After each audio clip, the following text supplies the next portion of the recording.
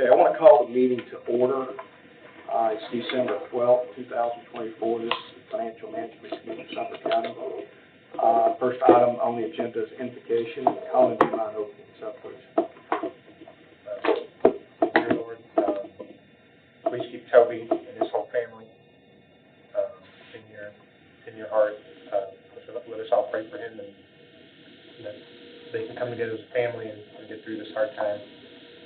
Pray for us at the table here as we review these documents for the city and have us have sound decision making and do what's right and what's best in your name as we go through this. Amen. Amen. So next on the agenda is the approval of the agenda. Any additions or subtractions from the printed agenda? Item D, Cam2 employee discussion, and item E, we have to sign those bids back for the short. Okay. Lowering on where we're at on those. So did you hear that? Item D is exempt, non-exempt employees, and then item E is Chronos bids.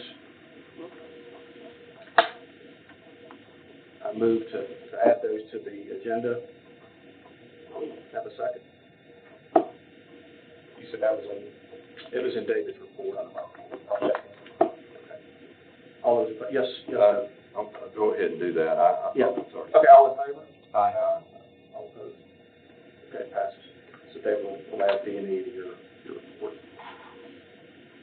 Todd, under new business, number 4, the highway department bid and purchasing issue, I would ask if we could move it up earlier in the meeting, because I have Jamie here to help me discuss that, and she's got to leave early, and so I would appreciate if we could get that moved up. So any opposed to moving that up? Okay. So we'll approve the minutes, and then if you don't mind, Toby, we'll just jump into yours. So the minutes from the September 26th and October 21st meeting are attached. Any changes or additions to that? Okay. Motion to approve, group and approve. Second. All approved? Say aye. All right, with that, Toby, we'll go ahead and just tee yours up. I know we want to get her in and out as quickly as possible, so if you'd like, we'll go ahead and just move that new business A4 up to number 1. Okay. Appreciate it. Thank you, Todd. We had an issue. We were purchasing diesel and gas at the same time, which is kind of ironic. It doesn't usually happen that way. And we had an issue with a customer, kind of made a mistake. And so I wanted to bring Jamie in to just kind of clarify, because it really wasn't a mistake on our part. But we did send a narrative out describing it, but of course, it's just better when the person that was involved with discusses it. So this is Jamie Muncie, and I would ask Jamie to come up and kind of go over. Right, so I'm going to ask that we suspend the rules. Sure. Thank you, Jamie. Basically what happened is we bid our diesel and our gasoline out, and it's all done by email, and I had emailed the 2 vendors, one diesel and one gasoline, and the one was petroleum traders and Dean Oil, and I let them know that their bids were the lowest, and I would be getting a PO over to them as soon as I had them done. Well, when I emailed back, I emailed Cam2 Oil just the PO number. They were not the winners. They were the highest bid, actually. And the next day, when the fuel was delivered, Cam2 Oil delivered both diesel and gasoline, and they were the highest bidder. Then at lunchtime, Dean Oil come to deliver theirs. They were like, wait, it's already been delivered. And that's when we realized there had been a mistake. So we started doing damage control, trying to figure out what happened. Cam2 Oil took it upon themselves to say that they were the lowest bidder because they got a PO number, not an email stating that they were the lowest bidder. So to make it correct, what they did is they lowered the price to what the lowest bidders were for the diesel and the gasoline. But in the meantime, Dean Oil did charge us a trip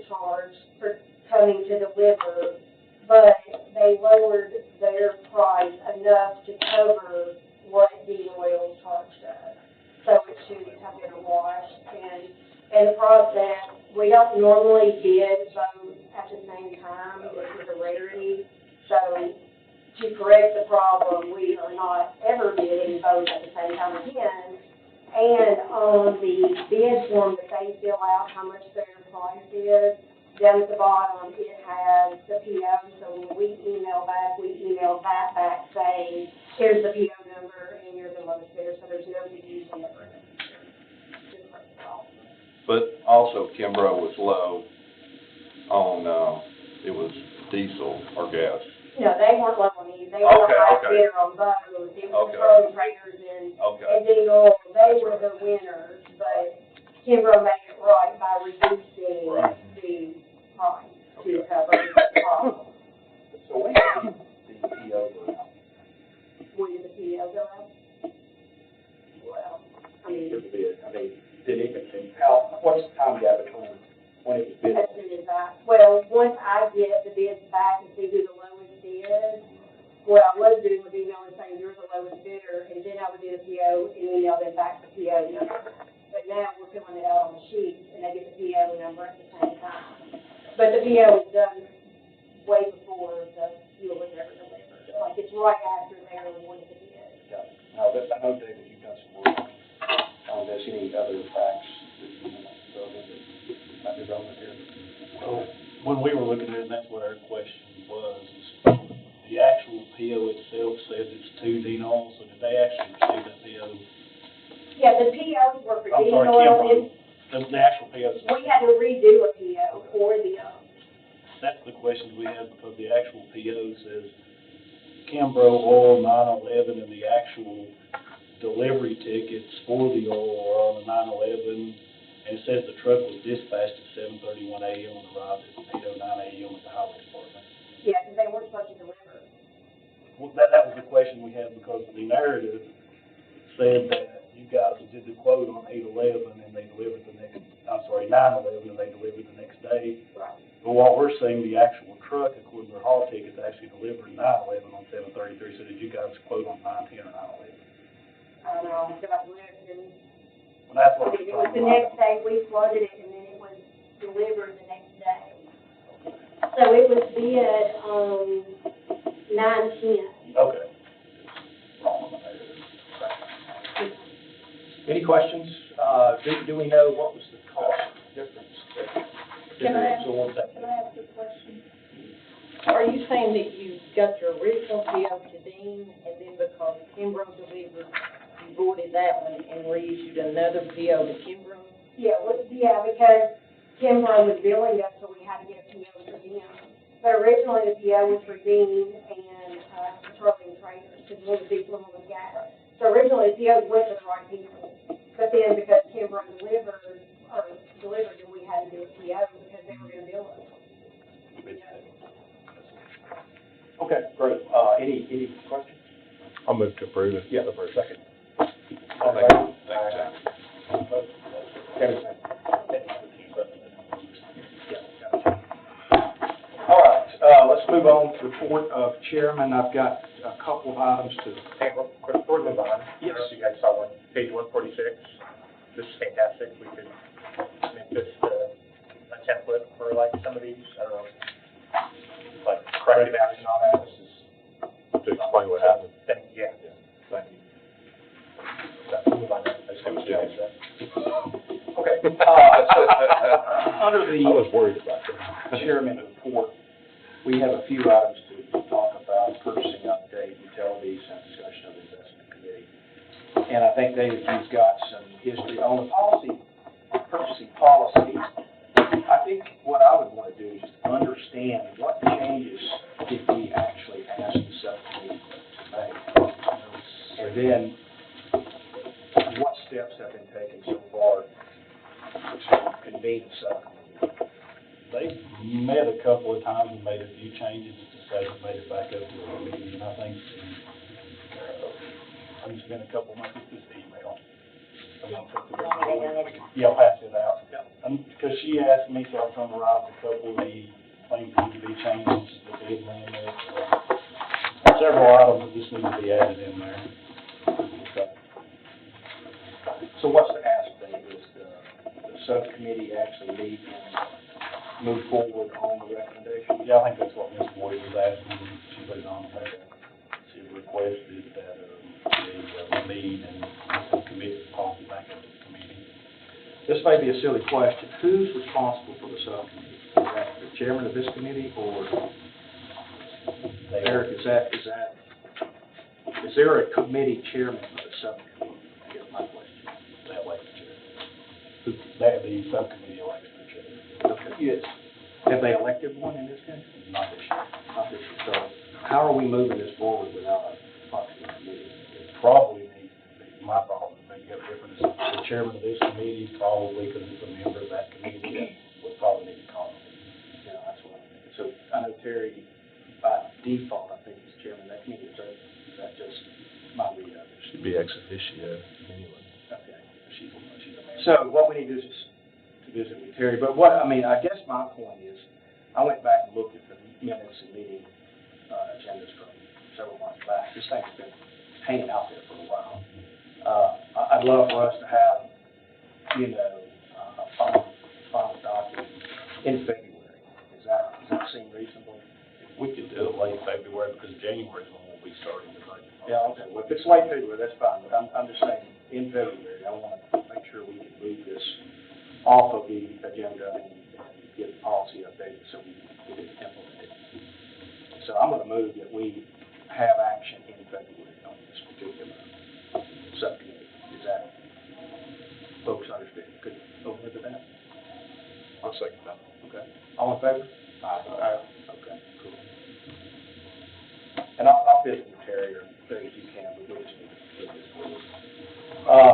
And then, the P cards, I know I've seen some documents that have circulated about, who's got P cards, or at least the first run of it, and the authorization level of the P cards. And I did see some email traffic where some folks were concerned about some of the other levels, and at this point, I think we just probably should understand where you are, David, but I think the larger piece of this is, do we need to take kind of a new look at the authorization levels, and you come back and tell us what they are, what they should be? So one, right now, we do have an authorization form that everybody signs off on, that was one of the questions. Okay. And then there was a really large balance that everybody is looking at, and that's actually the card that sits down in accounts payable and doesn't leave the office. So it's used to convert, payments that would otherwise be checks into P-card payments. So they're being converted, that's where those are. And there's several other large ones, and, what I was talking to Ms. Browning, we'll probably go back and try to pull their average spend and see if some of them can be brought down. Okay.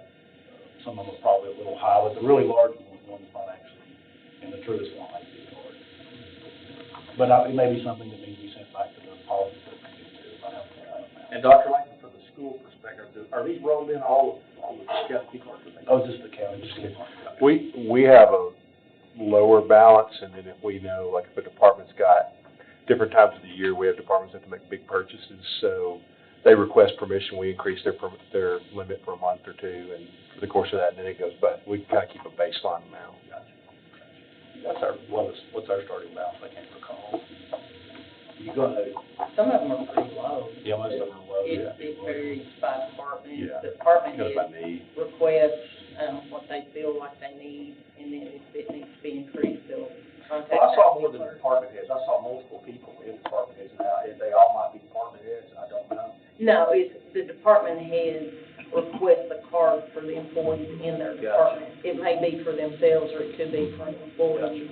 They don't But share. yeah, and we import all of the transactions from the bank daily, and those are reviewed by our AP clerk that's in charge of the P cards. So if there's anything out of line, she will question that. So we do keep a close eye Right, on P so cards. that's kind of the back end control. Yeah, and they have the same review process as the check, all invoices are reviewed, all documentation, same documentation. And there is codes on there to prevent surcharges. Yeah, they're generally based on the request of the department, how they get moved up, because they'll have larger charges. But the really large one was an AP, and the AP card. Yeah, and there was, And it does use large balances of money. In the mayor's office, their card has a large balance too, but they're paying like utility bills and maintenance bills and that sort of thing. If they don't charge us a fee, probably guarantees they'll be there when they're charged. We sent checks before, they don't get the utility, they don't charge you, or you can't come off, we don't have a choice. I think what's important to know here is that we have pretty strong internal controls with finance looking at that and having to be reconciled every month. I don't think having $100,000 limit on one is that important, knowing that we have those type of controls in place. I think my card has like $5,000 on it, that's insignificant. But ours that has $100,000 on it, we may run $60,000 on it one month, we may run more, don't know. But I think, before we put what I want to say is, before we put a lot of time and effort into this, let's understand we have strong internal controls that it's very, very difficult to commit fraud. If somebody's got $100,000, I'd be willing to bet you anything they're not going to get out of town with $100,000 in their pocket. And so I just hate to spin our wheels and waste time to lower it to $75,000. Well, I think we just need to look and make sure we've updated the authorization. They might need to go up. I don't know. I just think it's good to take a holistic look at those occasionally. And if we do it every few years, every 5 years, I'm not real sure, but nobody told me when they were looked at last. So I just think it's a good control to look at these on a somewhat routine basis and see if they still match, and have the department heads, you guys tell me if they're too low, too high. I'm just thinking, since I was chair in 2014, the vast majority of problems we've had is when somebody buys something for $550 instead of $500 or something like that. That's been the majority of the PO violations we've had, not really. I think people using P cards are usually pretty savvy about following the rules. We've had, I think, one problem, somebody used the P card, it was flagged immediately, and it was dealt with, and would have got law enforcement involved if it was any further, but they do get reviewed well. The very large card does not leave the office, and it's actually locked upstairs, and it's locked in finance, locked in a file cabinet, and it's not used in a lot of areas. It's not going to be out on the street, a card of that kind of balance. It's a internal office card. But we can go back and review some of the larger balances. I wouldn't think it'd be advantageous to look at the smaller. Yeah, I'm agree. Anything over 5,000 is probably worth looking at. I think our default low is usually 5,000. I can't recall that. We don't have a default. We don't have a default. Some of them are $500. But I think a lot of them were 5, a lot of them at least, I can't recall. Well, let's do this. I think, I'd like to make a motion that these anything over 5,000, you come back, maybe regularly, tell us if we need to lower or raise any of the limits, have the department heads understand what the needs are.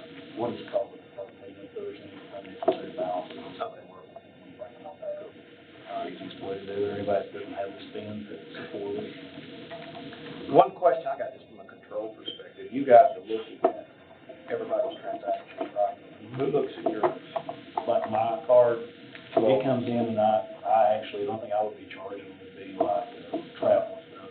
And it's coded up front in the area, and I think Beth, who reviews the card? David doesn't have a card. I don't have a Our card. finance department has a card, but Right. David doesn't have a I don't carry a card. So nobody that's independent of the finance group looks at the transactions. Mayor, you don't see them, or I don't have authority over finance. not that that's an issue. If you're talking about this committee that would be responsible. yeah, Jessica reconciles the finance card, and then the AP clerk reviews those transactions just like she reviews everybody else's. We could send them ones that I've made now, but I'm not worried, in particular, David, I'm not worried about your transactions. I think just looking at the internal control that Mayor was talking about, that's part of it. Everybody needs to be accountable to somebody when it comes to spending money. by general rule, and since I've been here, never have written a receipt, written a check, or any of those, because I consider those very important internal controls. The only time I use a credit card is for an account, or it's a personal account, otherwise I can get something like a 60-day tracking account.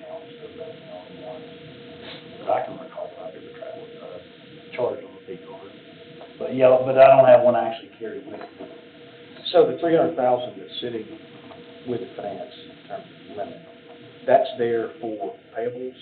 Accounts payable, so we convert charges that are otherwise checks into P-card payment several times.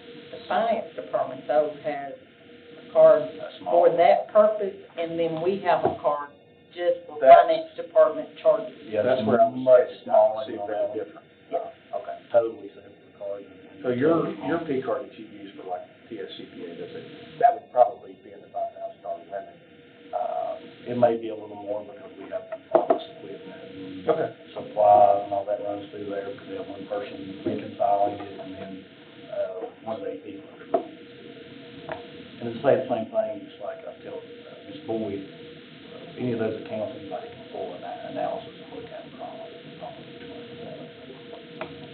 They do get audited. Those are all my questions. I just get it out there for discussion. I see a lot of email traffic about it, so. And just one thing we do get audited every year. I know an audit's not a guarantee for fraud or anything, it's like most auditors look for material misstatements, but I can say without exception, I was an auditor and I was your auditor to help with my payroll and my transactions, and my years, even other best, and all people will find it. They will get looked at that day. Yeah.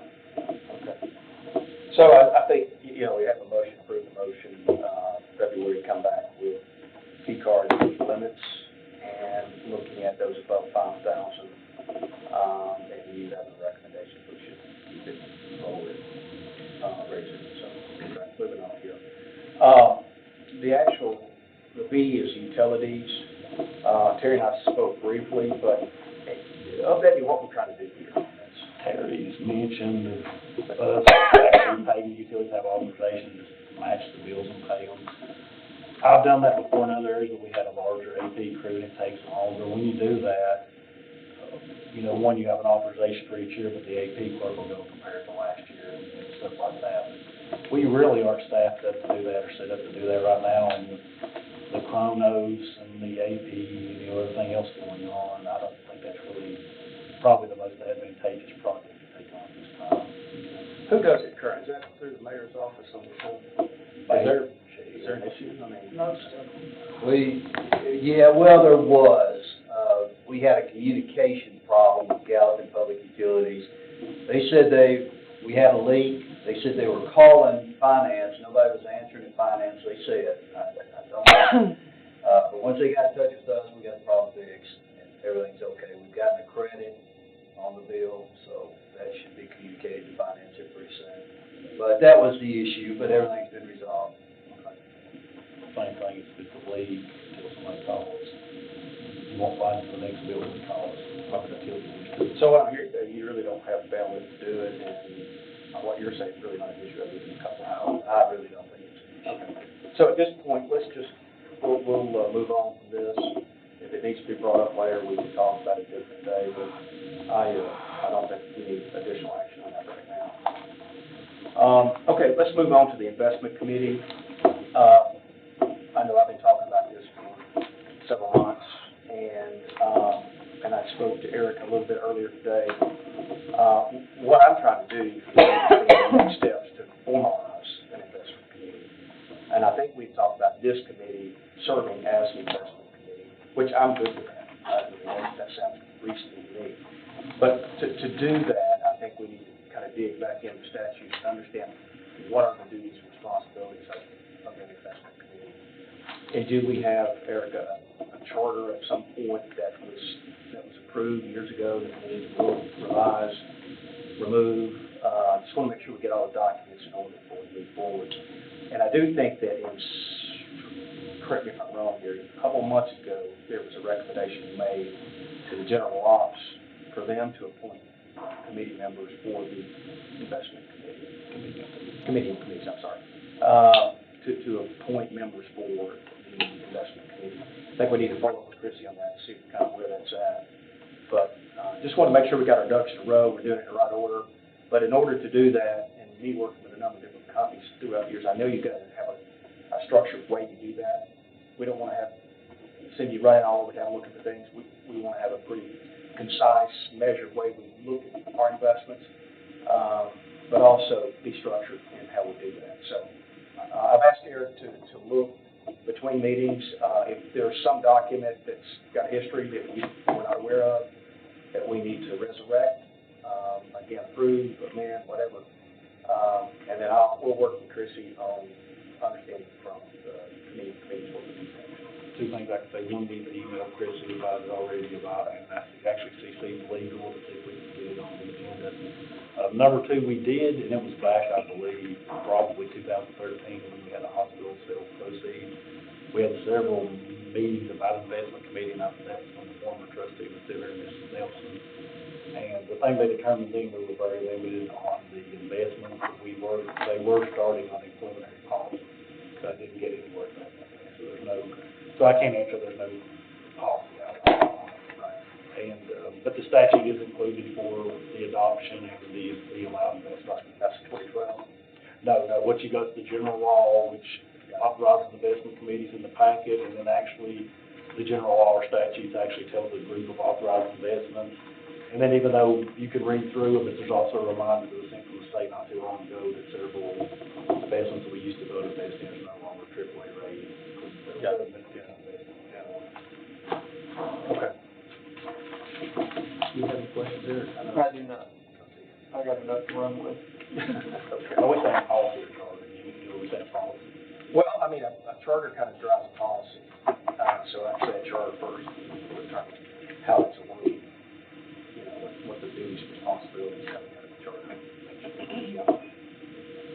Okay, any other questions on the investment committee? I know I've got a lot here, but not, okay. Let's move on, report from county mayor. Mayor, do you have anything? No report, Mr. Chairman. And law director, do you have any? No report. No. Well, I take that back. I do have one. I don't know if David's gonna wanna bring it up, but maybe it need to be addressed in the future. I put it on my report. Did you? Okay, then I'll wait till David's report. All right, and Cindy, you have a treasury report. Do you want to walk us through that quickly?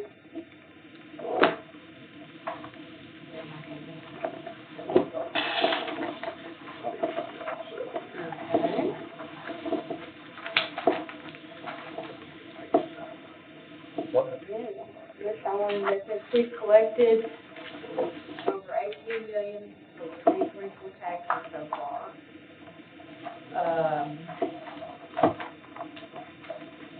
We do have $4 million worth of our base taxes are under appeal with the State Board of Equalization. There's no telling how long that will be drug out. So we're just waiting to see what happens after they start having the meetings after the first of the year. We've had Coles was appealing, they withdrawn their appeal. The same ones keep appealing, like Lowe's, Home Depot, Walmart, Sam's, the usual commercial properties. It's become a big business with these people and companies that are recruiting commercial properties to appeal. Ask for one clarification with the manufacturer. The $4 million you mentioned of appealed property, that's the total tax, not the portion appeal, correct? Right, that's So the the total portion tax. appeal is much less than that. Yes, yes. I want to make sure they get the vote. Okay, Oh, I'm sorry. that was my question. That's the market value of everything? That's our It's tax the total value taxes they would pay. that we would be collecting if they. Let's just say, make up a number, entity A has $4 million worth of the taxes, but they're appealing it to 3.5. She's got the whole 4 listed. Okay. Because right now we got. Yeah, when we Right. mark them in our system. Will be low it base, is even the amount of. total base is under appeal. Okay. Because what they have, they pulled it off the state side. Right, and listen, we lose everything. Right. They pulled it off the state side, there's 489 pieces, so they could get the totals, but getting the portion appealed was much more difficult. They're still trying to turn it We're around. working on that. Yeah, But the total amount of taxes that we would collect if they weren't under appeal, the best would be $4 million. I'm guessing we're gonna lose under 500,000, because there's nowhere near $4 million appeal. Because, man, you looked at the one, Right. the amount of the taxes versus the appeal was significantly different if we went forward with the big ones. So we don't think it's gonna be anywhere near that kind of. And we lose some every reappraisal just by the nature of reappraisal. That's built in, I'm assuming, to the models.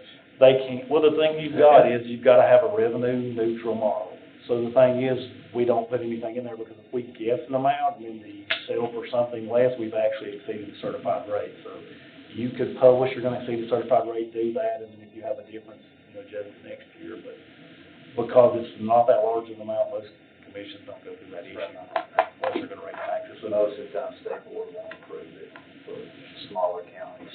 But So you'd have to say you're going to rate, so basically what you have to do is publish, you're going to rate the certified rate and go up a penny to make up for the difference or whatever portion you get in that case. And they used to allow you to round up years ago, but I think because of the AG opinion, they stopped that. So there's no such thing as a revenue neutral rate. It's not possible. Because we got, how many parcels, Johnny? A lot, 48,000. That's almost 90,000. 98, I'm sorry. So you got 98,000 parcels, and any of them can be appealed if they want a revenue neutral rate. So it's good in theory, but logistically impossible to do. So that's why we've got 489 out of that 90-some thousand appealed right now.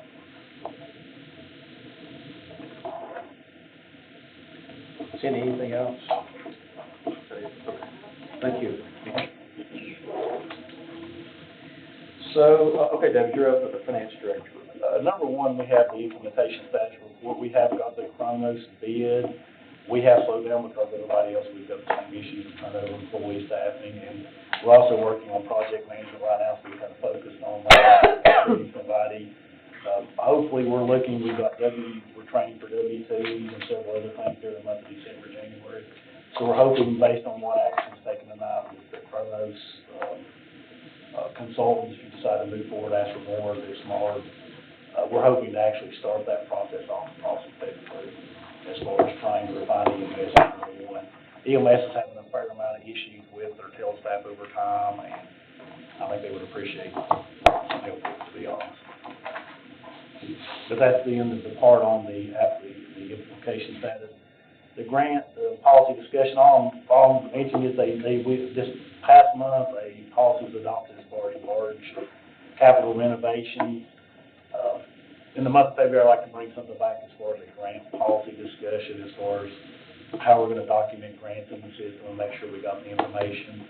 That's part of the 2012 Act, but at the same time, when we start looking for things, grants are maintained in other areas, it's not always easy. We've determined that's gotten harder, the county's growing larger, so nothing at this point. Item C, and this is just for a point, we issued Toby, based upon his request, a PO for the rest of the year. If you look at your purchasing policy, it says asphalt can only be for 1 month. But talking to Toby, we can't find a benefit doing it 1 month versus the rest of the year. So this is your point, and you may even want to vote to grant it. Right now, we have issued him a basically a 6-month PO unless the committee objects to any benefit, and they can break it down into monthly segments. Because when you put in their system and he does payments, it tracks the amount spent anyway, so all that does is really make us close the PO with him and then open another and make it track what the POs are costing every month. Unless you see a benefit, we're going to run on with the 6-month PO. And then there's another issue, and I told Toby I would mention it. He was in the process of working on roads, and he has 2 things. He's got what's called state aid roads, and he's got local roads, okay? The state aid road, he's got lots of money. But his local road, he's done with $30,000, Toby? Yeah. We were looking at that. So basically, we say it's very not advantageous for him to adjust money between the two because the state aid paid it at 98 or 97%, 98. This year on the roads that I've got, with the setup they have, we're getting 98 cents on the dollar back.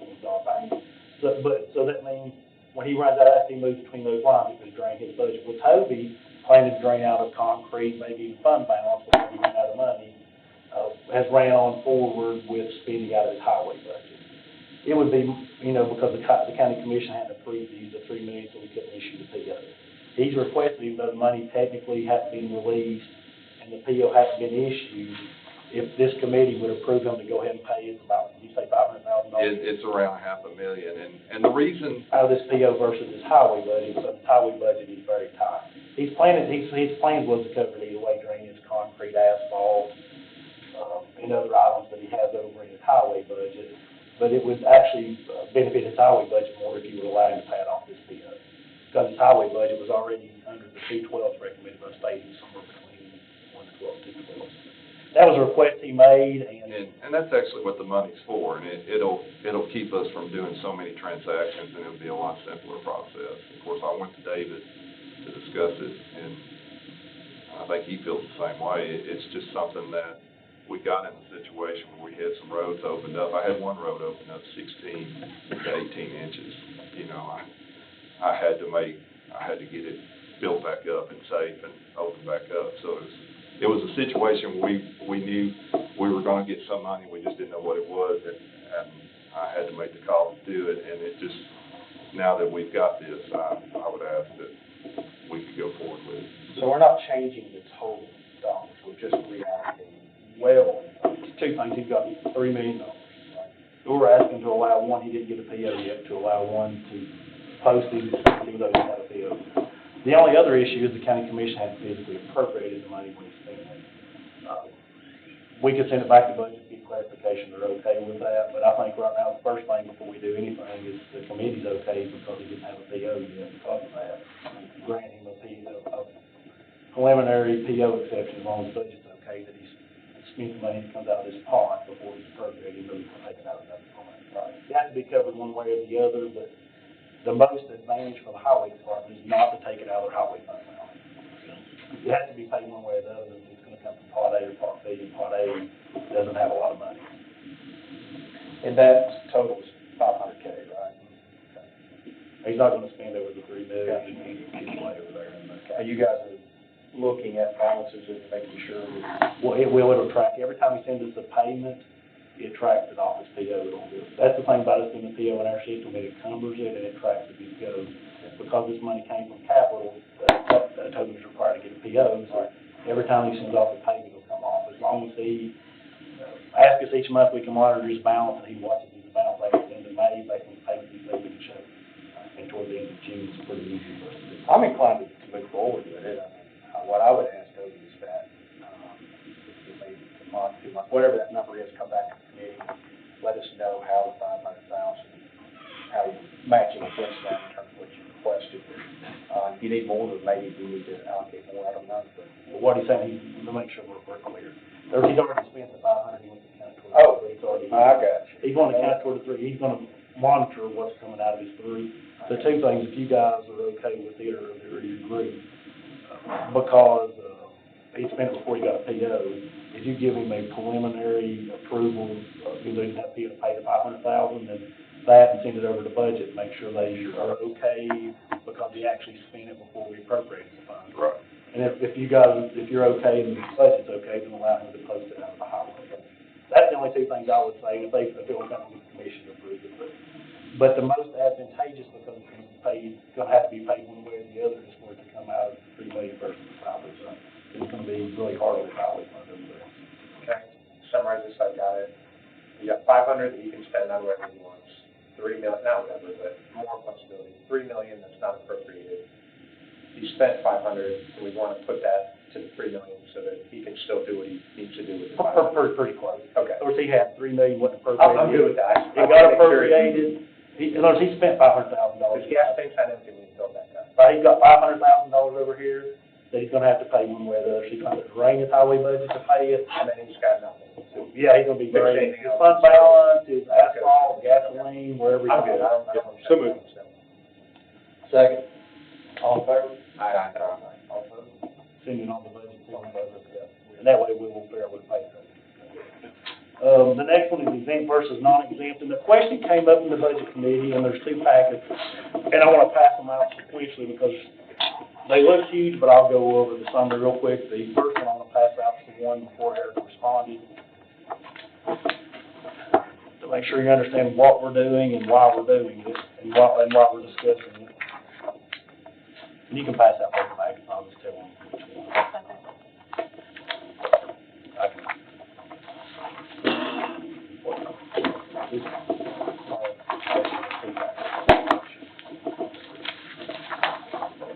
one. The first one we'll talk about, that's okay to do this, for a better word, the flat packet, I guess, is the best one. It's got the county personnel policy, and it's got the question that came up. The other month, we asked for some money for some payout on compensatory balance, and I think it was Mr. Hyde requested, and I think the budget committee made a motion for it, that they wanted the committee to look at payout on comp balances and how who's paid comp balances. And this is to kind of tell you the history of where we're at, and just to kind of say, back in 2021, we amended the county's policy, and part of the discussion was on compensatory balance.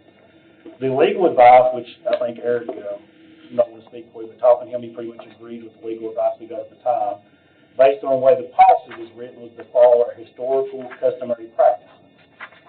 And if you read down here, there's 3 historical customary practices, is that all department heads are treated as exempt and they do not earn compensatory overtime. That would be elected officials, department heads, they're automatically kicked out. Your non-exempt, required by Fair Labor Standards and this policy, would be paid overtime. But because the way the policy's written, it gets a little fuzzy after that, and this is just the county policy, not counting all the other policies, which have some of the same nuances. For employees other than department heads, the recommendation, which is what we've done in the past, is let the department head has to request for the employee to be classified as an exempt employee, otherwise they're treated as not exempt. In other words, they track all the time, they earn comp time, and if they left, they'd be paid out. If they request for them to be treated as an exempt employee, we make them send documentation, and we look at that we do believe they are an exempt employee, we'll have to pay overtime. And the reasons are below here of the reason it's that way. I've sent that to Mr. Sittler, and he came back and he actually somewhat agreed with this, but he also had concerns on several other portions of the policy, he said, and I don't want to speak for him, he can speak more clearly. But he says if you look, for instance, on page number 6, if you take the small packet here where Eric responded and you look on page 6, the 2 yellow areas, they're standalone little bullet points, and if you go to the second one, it says salary paid to exempt employee is all compensation for hours worked in payroll. But if you go back earlier, it says hours more than scheduled total will be compensated as appropriate. It doesn't really go into what's appropriate or who it ties back. And then when you go on back, it talks about like the next page, employees that are exempt from overtime, and it says it only removes the requirement to pay. It doesn't say you can't. It's the same thing Lee said. Then you go back and look at the employee acknowledgement. It doesn't talk about it at all on the next page. And then you go back and what we've had everybody over time sign off on is a compensatory agreement, which includes basically all employees. And Eric may have something else, but the gist of it was, of the reason it's here is there was a request in budget the other day to talk about how we were paying exempt versus non-exempt and comp time to employees when they quit. And item 1, 2, and 3 is the long-standing practice that we followed before I got here. When we changed the personnel policy, I went through the process of legal, and they thought the most advantageous way was to continue that policy based on the way it was written and the most safe practice. Talking to Eric, he thinks, and then he can speak for himself, it was probably the best thing to continue the practice, but he thinks we probably need to move forward to evaluate the personnel policy for inconsistencies and determine how exempt versus non-exempt employees should be treated.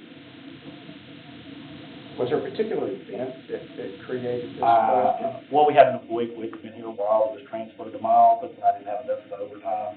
So I asked for overtime and comp time, and there was a discussion of which employees get overtime and comp time and how much they can get.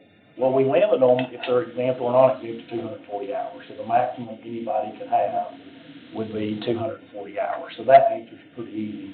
The other question, who's earning, is this long-standing policy, but it's not 100% clear. Since the question came back up with me, and this was everything I had, I sent it over to legal to get a second evaluation on the most prudent, and this is Eric's short evaluation on what he's thinking in addition to the original. There's no lock-in on exempt employee. What they've done is they've created a term of an exempt employee, but left all of this room open for that same exempt employee to get overtime, compensatory time, both, one, however they want to do it. And after discussing with David on how other people in the county have been treated, it seems to be by department, and there's no consistency whatsoever. And when I'm defending a case for you all, in court, the safest thing I have to rely on is the ability to say, we've got a policy and this is what we do. So if we get challenged on some sort of fair labor issue because of, hey, one person thinks they should have gotten some, one person doesn't, I throw this policy up there, we've shot ourselves in the foot on this thing. Because at the very end of the whole thing, they sign a document that doesn't specify exempt or non-exempt and says, basically, hey, you get comp time or overtime, and here's how you're going to get it. So why do we have exempt employees? And what I'm mentioning is we have this practice we're following. If the practice is applicable to everybody, we need to line the policy up to the practice. If not, then the county needs to create a policy that's very clear, and then we'll follow that practice. My only issue from a management standpoint is when you do the non-exempt, sometimes you lose accountability, and then sometimes you have huge pay disparities between the non-exempt, like some earning overtime and not. And some of them that are earning overtime, exempt employees are working large hours, while the others are working small. So you can see that from office to office. But my only point is we probably need to look at the actual long-standing practice that we've been doing way before my time is acceptable. It may be the best thing to align the policy back to the practice. So that's the payout, the comp time. Well, that's to let the department choose, but you've got to, because right now, the way Eric's looking at it, there could be an argument that all the exempt employees in the department who want to treat you exempt could be eligible for overtime. And are two people doing basically the same job, but in different departments getting paid differently? And I can give you examples. I know one example, I'm not going to say who, but I know there's another. We did the salary survey, whatever we did the job, okay? I know one that has somebody that is in a lower level, making quite a bit more than the other person treated exempt, but the other person gets overtime. Plus, this person's been here for a longer time. So if you remove the overtime, then you're going to have a huge disparity. The person on the lower level is going to be making more, significantly more than the person that's not earning it. So if they do look at it, there needs to be probably something looked at about where the overtime goes. We know this past year, the EMS had several employees that were exempt that earned overtime, but they took their, I think it was what their average overtime and added into the base salary, made them exempt. I think that's what they did this past year.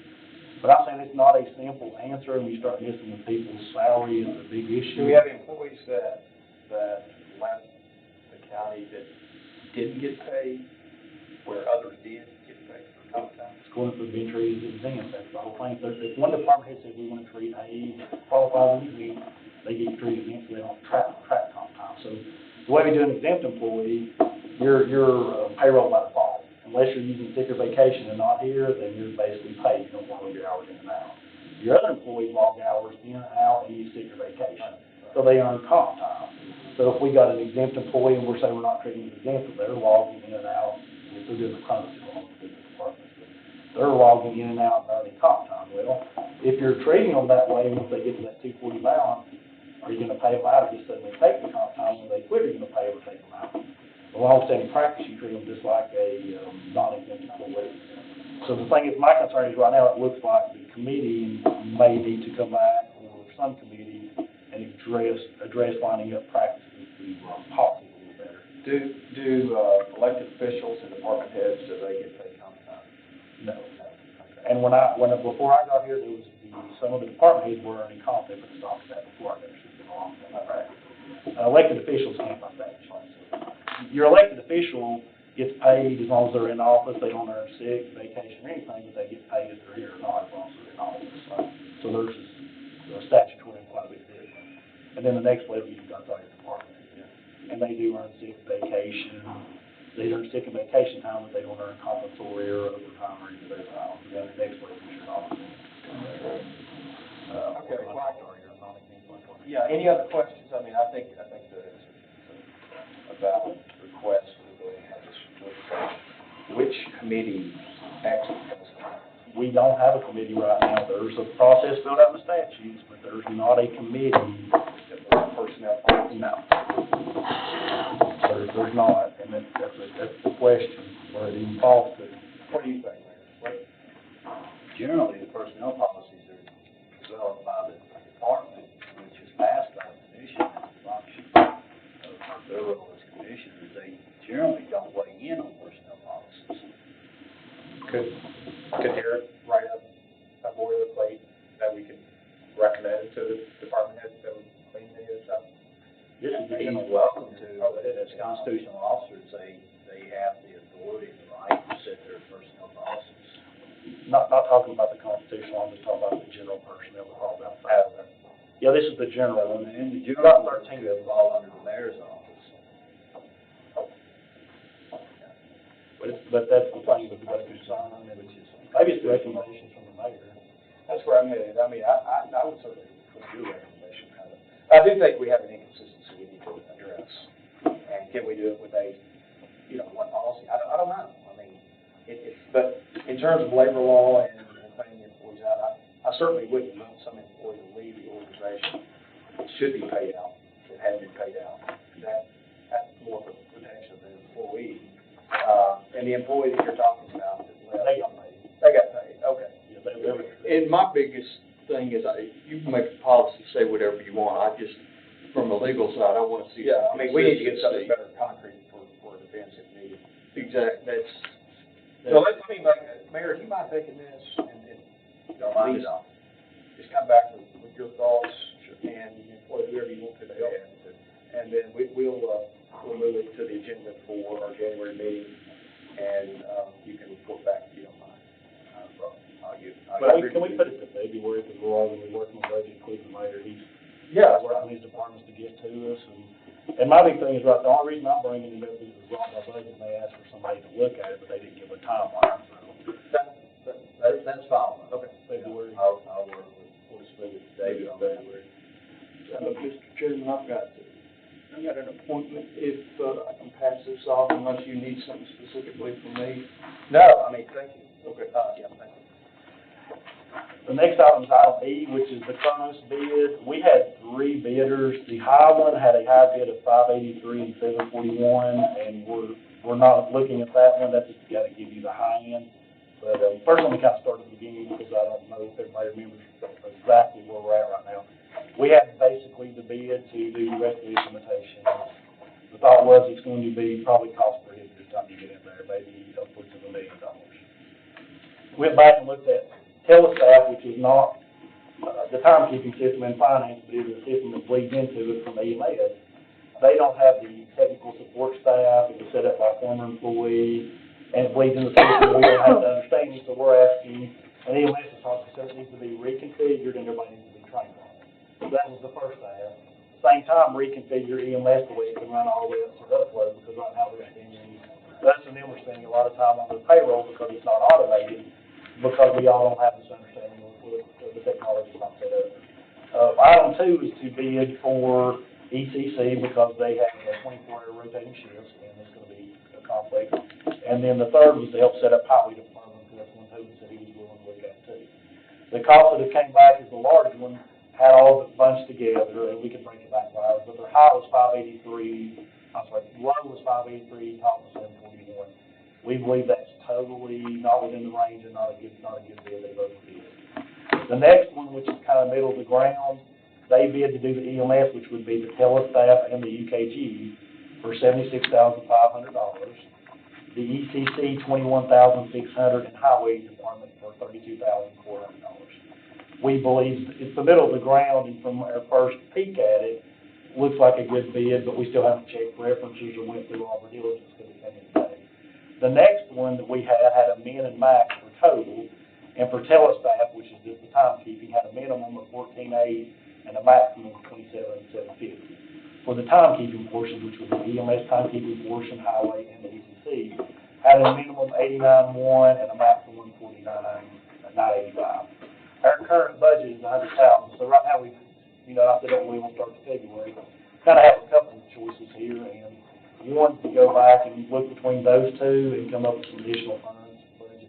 Or number 2, if we end up going with the middle, we could deal with, for instance, ECC this year and Grand Highway early next year. Or ask for a few more dollars and do the EMS and Highway this year and ECC next year. Because you've really got a couple of options in there. And we still need to do a due diligence. This is probably an item, if we look back and see how long this bid's been for, No, she didn't. They were there when I was asking. which usually I sits don't in look 90 at that. days. And this is a professional, they can't extend it, so, my recommendation is on that, we come back with the one that we recommend to you guys in January, so there's a little more time since, right? And then at that point, see if we can run it on 3 budget stuff, maybe start the February, February, March, because our payroll team's busiest time of the year is year end on, fiscal year, but it's number 2, but number 1 is actually year end because of W-2s, and, we're still working on configuration. So we're gonna go out to 583 to 741. Yeah. They didn't understand what we were asking for. Okay. Or they were, I'm assuming they didn't understand what we were asking. Okay. I'm okay moving this to January.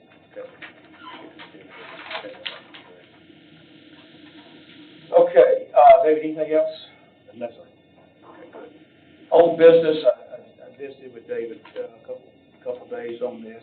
I don't think right now we have anything in the old business category that we're gonna address tonight. I think everything's kind of got its own separate DNA, but everything's moving forward. And I understand the sheriff is gonna come in January, is it February? I believe February, and talk about his Kronos function, right? And we did look at his, because that was one thing you asked us to monitor his people, not signing off, but approving their timesheets, the employee and the supervisor. And I believe we looked at the last 2 payrolls, and they've done a significant improvement on the amount of silence. And she sent him an email making sure that he all get it. He said that they are working on that each payroll, Get all of them out of approved. you, and they attack people. So I think our first step is to make sure they're approved for each payroll, and then try to speed the process up to we can start the automatic upload. I'm not saying change management is very difficult, but they are moving along. What I would like not to do is to speed it along, and then we upload it, they don't have a bunch signed off, and have theirs, and we end up getting paid back, and all that out. Once they are able to do approve active time sheets, we can approve the upload. And I do think it would be helpful if you could, maybe the next week, just give us an overview of how it's going. He was willing this time we asked, we told him. Yeah, that's fair, that's fair. In the old business, I didn't want to gloss over anything. Is anything that any committee member wants to talk about? We didn't talk more about tonight, we're gonna leave this in old business. Could you move the AEDs to the subcommittee? That's a purchasing issue, we're just talking about putting in the purchasing policy. So, okay, move AED to the subcommittee. Yeah, to get it off their agenda, and they can deal with it. And as a subcommittee, we're gonna come back and determine what we're gonna do with it.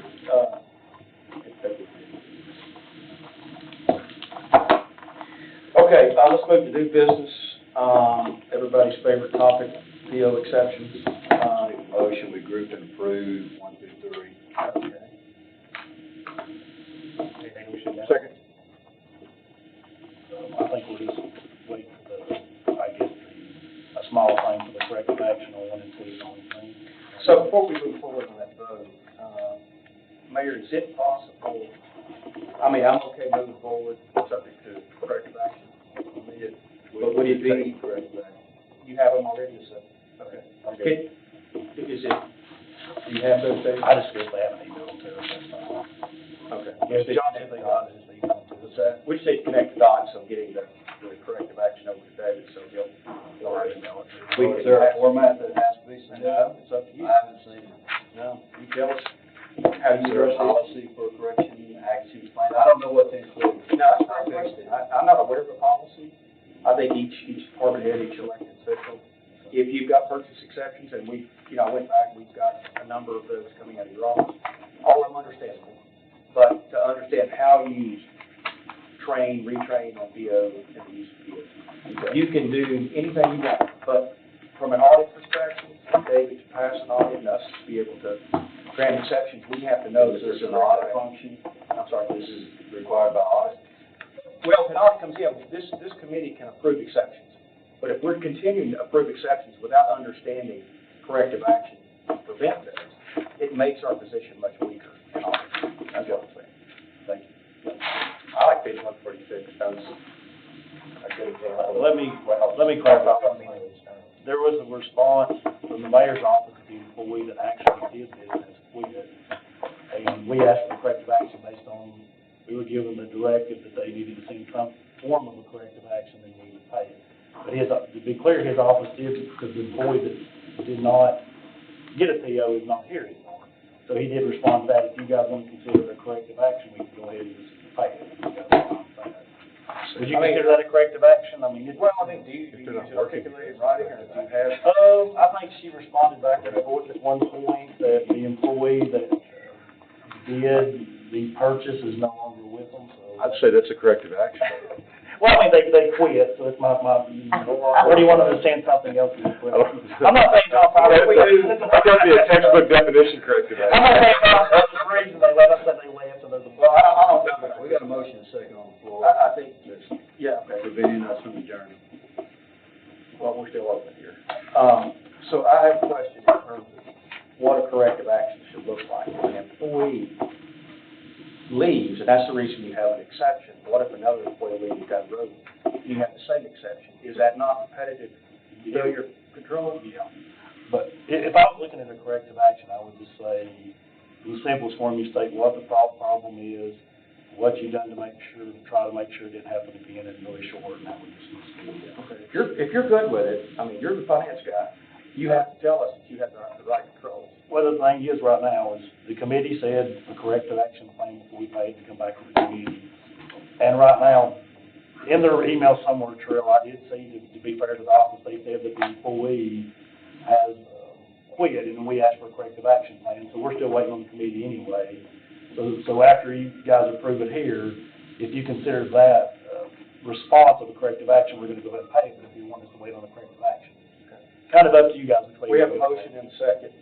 All in favor? Aye. All opposed? Okay. Moving to item 4, highway department, purchasing issue. We've already discussed that. That's what we I thought you wanted group 1 through 3. Yeah, we moved that up and discussed My that. bad, yeah, we moved that up, we've already got that. Motion And to- the sheriff's office, you've already got a corrective action.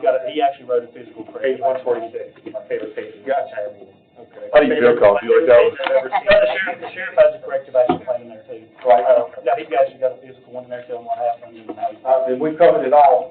The only thing I did want to note is there is late charges in there, and he did a corrective action, you can't get them abated once you got the full payment, including late. How much is? I think it was $220. And that was some type of renewal of, Yeah, he had software that he didn't realize hadn't renewed, they let him continue doing it, but then when he wanted to do an update, there was few, so they make him buy software back to the beginning, and they charged him, a late charge of $220. And he said from now on, he's gonna monitor the software. If you've got corrective action, so we're good. All right, with that, I'll make a motion to adjourn. Second. All approved? Adjourn.